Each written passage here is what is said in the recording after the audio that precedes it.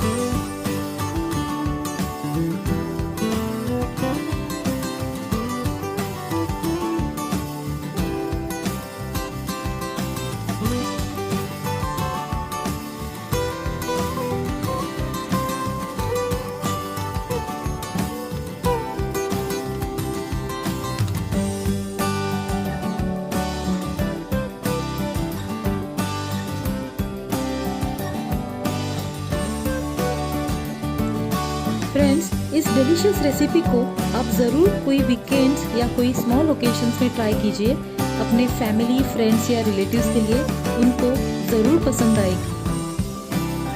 मटन मसाला एक ऐसी डिश है जिसे आप रोटी, पाव या गर्मा गर्म राइस के साथ भी खा सकते हो। आपको अगर ये रेसिपी पसंद आई हो तो सोल कड़ी को ज़रूर सब्सक्राइब कीजिए, लाइक बटन हिट कीजिए और बेल आइकन प्रेस कीजिए, जिससे आपको मेरे नई रेसिपीज़ के नोटिफिकेशंस मिलते रहेंगे। Thank you friends, bye.